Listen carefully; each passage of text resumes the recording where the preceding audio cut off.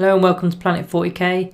Today we're going to continue our Necron reviews, going on to Anrak the Traveller from the Necron Codex. So before we begin guys, 62.3% of you are still not subscribed when making this video. So if you can do me a favour and click that red button below, then you won't miss out on any content. We are doing reviews Monday to Friday, coming out at about 5:15 UK time. So I really appreciate all of you now that are clicking that button. So Anrak the Traveller seems to come up quite often in the comments when we're talking about synergies with certain units. So a lot of our subscribers have been mentioning him, so I thought, you know what, let's give him a review as well and see where it goes. So this is one of your named characters from the HQ section. He comes in at 7 power level or 140 points if you're playing points. He's an infantry model, he's got the noble keyword, and he's a dynastic agent. He's also an overlord as well. So being a dynastic agent means he can't benefit from any of the dynasty codes, although it doesn't prevent you from using dynasty codes and bringing them with your army. You just won't benefit from them. So going on to his stat line, he's got movement 6-inch, weapon skill 2+, ballistic skill 2+, strength 6, toughness 5, wound 6, attacks 4,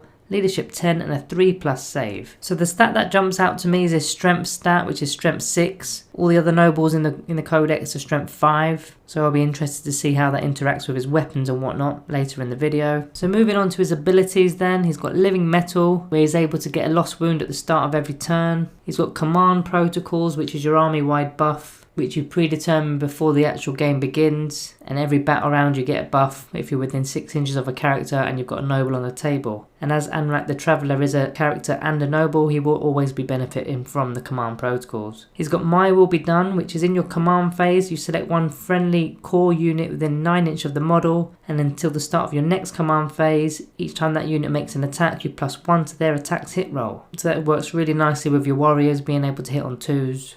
Same with the mortals. He's got Relentless March, which is an aura, 6-inch aura for core units. Any core unit within 6 inches can make an extra 1-inch movement or advance. He's got 4+ invuln, which is his phase shifter. He's got Lord of the Pyrian Legions, which is also an aura ability for your Necron core units within 6 inches.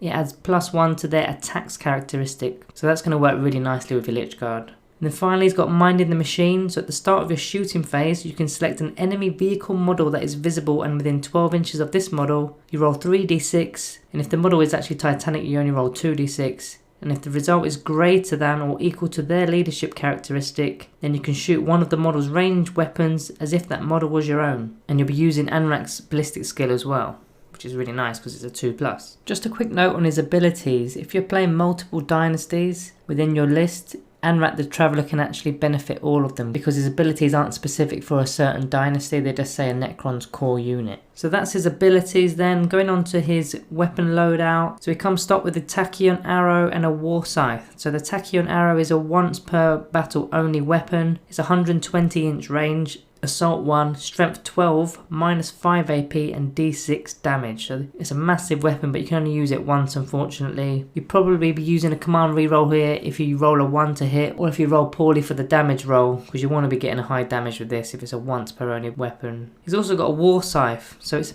Strength +2, which is Strength 8 now, because like I said in the intro, he's got a Strength of 6. It's quite a rare thing in this book having a Strength 8 war scythe with a -4 AP and 2 damage. So Strength 8 is always that magic number because it doubles up on toughness 4 infantry, so you'll be wounding them on 2s. And as I always say, it's going to be wounding vehicles on 3s as well, because most vehicles are toughness 6 and 7. So it's going to be doing a lot of damage to most things in the game. And in this case, even toughness 8 vehicles like your land raiders and such, you'll be still hurting them too. So Anrak the Traveller can only be given one certain warlord trait, which is Implacable Conqueror. So this is where a friendly core unit is within 6 inches of your warlord. You can be re-rolling charge rolls for that unit. Again, so this is going to be really good for your Lich Guard. So having a look at stratagems then, there's rarefied nobility. So if Anrak the Traveller isn't actually your warlord for your army, for 1 CP you can still give him a warlord trait, which is a set trait as we've just mentioned, Implacable Conqueror. But effectively you're going to have 2 warlord traits for your army instead of 1. Another one for 1 CP, Resurrection Protocols, which can be used in any phase. So when a Necron's infantry noble unit from your army is destroyed, you can choose to roll a d6 at the end of the phase, and if you do so on a 4+, you set the model straight back up again with D3 wounds remaining. So it could be crucial to keep your Anakin the Traveller on the board. So looking into synergy with other units in the Codex then, quite a popular one is pairing Necron warriors with Anrak the Traveller. So at first this seems a bit weird because obviously your warriors are more ranged, but Anrak the Traveller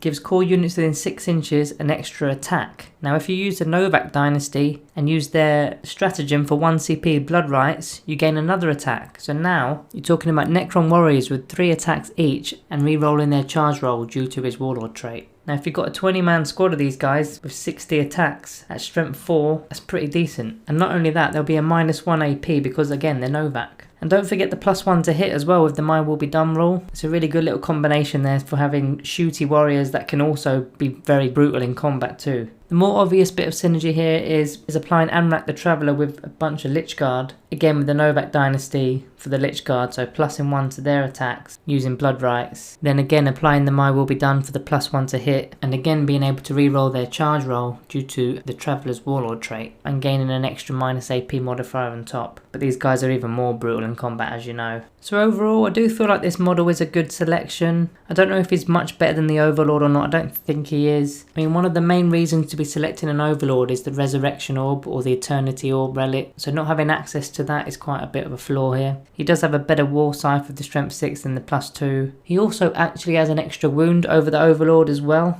being at wound 6. But other comparisons, like he doesn't have the Staff of Light, which can be a nice little anti-infantry gun for your Overlord. And obviously he's not going to be benefiting from the dynasty specific abilities and stratagems. Although you can see this as a pro to your army because he can buff multiple different dynasties at once if you're taking a couple of detachments there. The Minding the Machine ability is quite a nice little perk, being able to shoot your enemy vehicles, range weapons. Although you do have to be within 12 inches of that to be able to do that, and then you're going to be rolling 3d6. Trying to beat their leadership as well, which you should be doing on average anyway, but it's not a guarantee. But if you do get it through, Ballistic Skill 2 is pretty nice to be using on anything. So overall, I'm going to be giving Anrak the Traveller a Planet 40k rating of 3 out of 5. It's got a decent little stat line, but the HQ options in this current book are quite competitive. When you've got the Overlord, you've got the Command Barge, the Scorpic Lord, the Locust Lord, then all the 4 different cryptex, then the Royal Warden as well. Not to mention all the other named characters, so it's quite a packed area of the book, so getting him in is not that straightforward. The only person you would replace him with is probably the Overlord because of the Noble word. I don't even think I'd take an Overlord, I think I'd go for a Catacomb Command Barge anyway. I don't really see a place for him, but if you do use him, it's not the end of the world, he's still pretty decent. So what do you think, guys? Do you agree with this 3 out of 5 rating? If not, let me know. Also, what other kind of combos do you have? I'm sure people in the comments have got combos for this guy because there's been many comments suggesting him. So I'd like to hear all your suggestions and combos. If you haven't already, hit that subscribe button below if you're finding our reviews useful. And hit that like button as well to promote the video. Thanks for watching and I'll see you in the next one.